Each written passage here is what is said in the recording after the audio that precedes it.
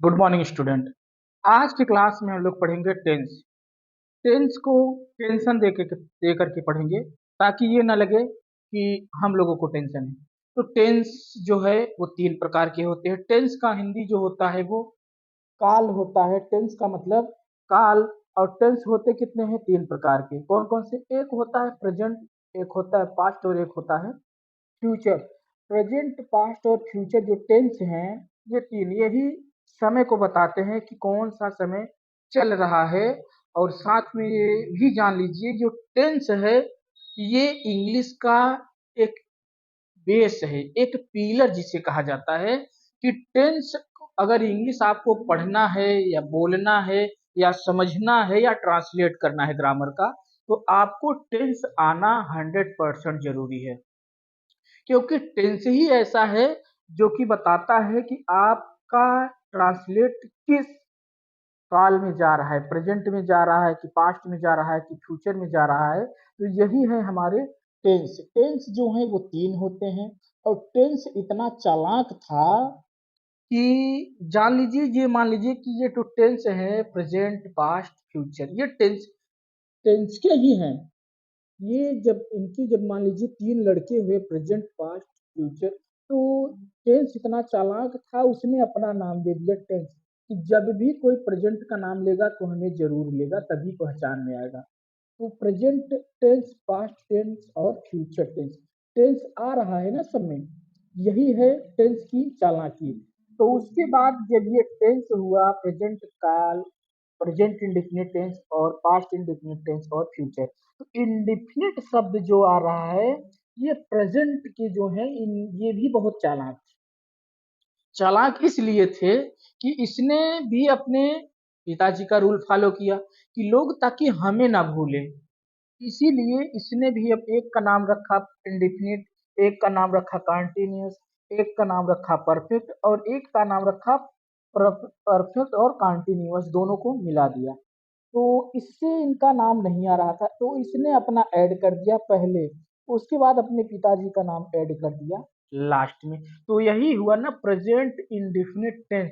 Present जो है ये प्रेजेंट है, इसके बाद इंडेफिनिट जो है इसका हुआ और टेंस जो है उसका हुआ। तो तीनों पीढ़ियों को मिला दिया इसने कि प्रेजेंट इंडेफिनिट टेंस मतलब प्रेजेंट जो है वो हमारा नाम आ जाए, इंडेफिनिट जो है हमारे लड़के का नाम आ जाए और टेंस जो है हमारे दादाजी का नाम आ जाए। तो यही है present indefinite, present continuous tense और प्रेजेंट परफेक्ट टेंस और प्रेजेंट परफेक्ट कॉन्टिन्यूअस टेंस। ये तो टेंस हो गए। उसके बाद यही जस्ट कॉपी कर लिया पास्ट का कि अगर भाई ने ऐसा कॉपी किया, दादा ने ऐसा कॉपी किया, तो क्यों ना हम कॉपी कर ले। तो इसने भी रख दिया past indefinite tense, past continuous tense, past perfect tense, past perfect continuous. Changing क्या हुई जानते हैं? इसमें प्रेजेंट था, इसमें पास्ट हो गया। बाकी टेंस के जो नाम है वही सेम है। आपको केवल इतना याद रखना है एक को कि प्रेजेंट इंडिफिनिट में याद कर लीजिए या पास्ट इंडिफिनिट में याद कर लीजिए या फिर आप फ्यूचर इंडिफिनिट को याद कर लीजिए। फ्यूचर इंडिफिनिट में क्या है कि same process, future indefinite tense, future continuous tense, future perfect continuous, future present perfect continuous. जो यह तीन है टेंस, यही है रूल इस टेंस के। तो यही है, आप सब इसको नोट कर लीजिए। उसके बाद हम स्टार्ट करते हैं प्रेजेंट इंडिफिनिट टेंस की क्या पहचान है और क्या रूल है इसके। तो आप सब नोट कर लीजिए।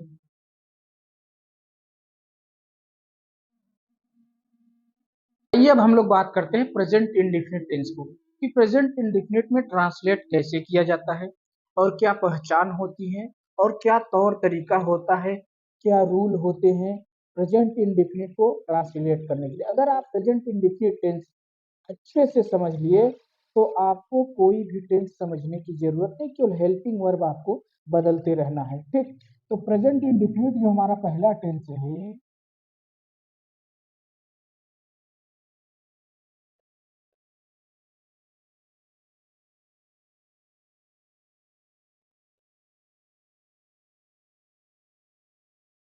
प्रेजेंट इंडिफिनिट, प्रेजेंट इंडिफिनिट का जो पहचान होता है वो लास्ट में होता है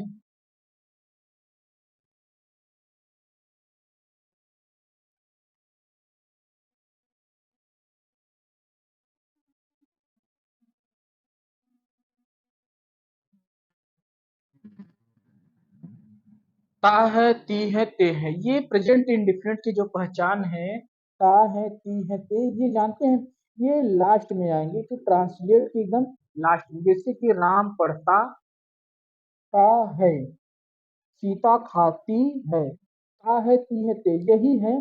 तो इसमें हमने कुछ बताया था, यूज ऑफ जो बिल पढ़ाया था साहिल बिल, उसमें हमने बताया था हेल्पिंग वर्ब और सिंगुलर एंड प्लूरल वर्ब, मतलब हेल्पिंग जो एक वचन और बहुवचन किसे कहते हैं, उसी के बारे में हमने डिस्कस किया।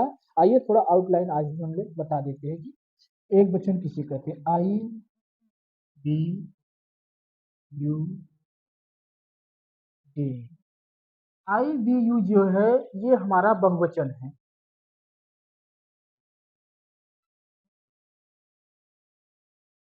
ये हमारा बहुवचन है। और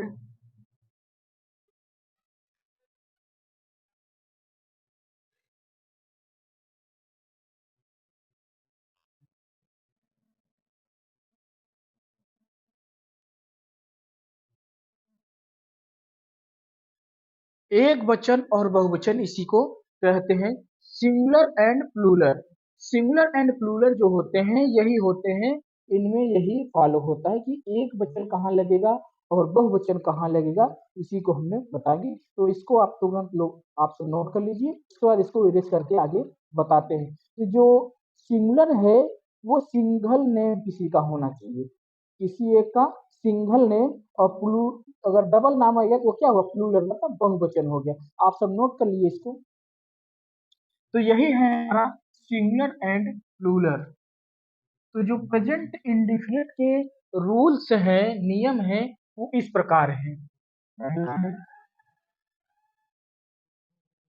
यस का मतलब सब्जेक्ट समझिएगा आप सब, सब्जेक्ट, उसके बाद डू, उसके बाद डस, उसके बाद verb of the first form, उसके बाद उसके बाद ई टी सी,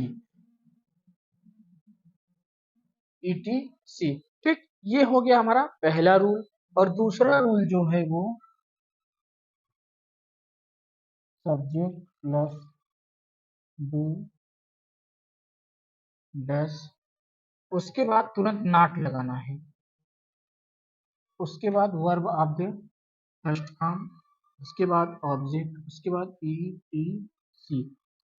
ये नॉट इसलिए लगा कि मतलब क्या वो नहीं खाती है, जस्ट नॉट लगना है। ठीक, इसके बारे में हम लोग बाद में डिस्कस करेंगे, पहले रूल को फॉलो कर लीजिए। उसके बाद तीन आ गया, तो जो हमारा ये डू और डज है, इसको क्या करना है, पहले लिख लेना है, डू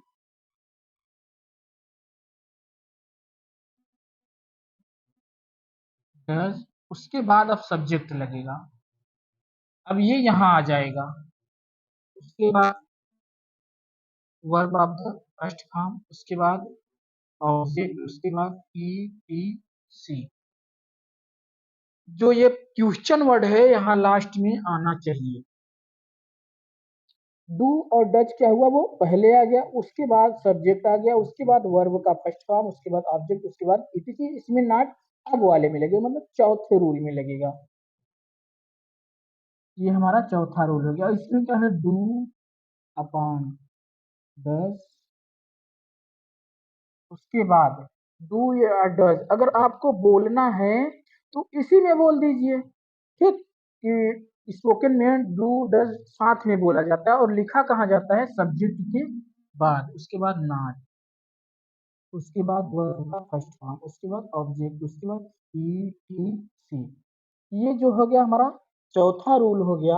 और पांचवें रूल में क्या होता है जानते हैं, पांचवें रूल में हमारा क्वेश्चन वर्ड आता है, पांचवें रूल में हमारा क्वेश्चन वर्ड आता है, जिसको हम लोग वाट वाट कहते हैं, क्वेश्चन वर्ड। उसके बाद क्या रहेगा, क्वेश्चन वर्ड, उसके बाद डू डस, उसके बाद सब्जेक्ट, उसके बाद वर्ब का फर्स्ट फॉर्म, उसके बाद ऑब्जेक्ट, उसके बाद पीटी सी और कामा। ये जो हमारा क्वेश्चन वर्ड है, ठीक, पांचवा रूल।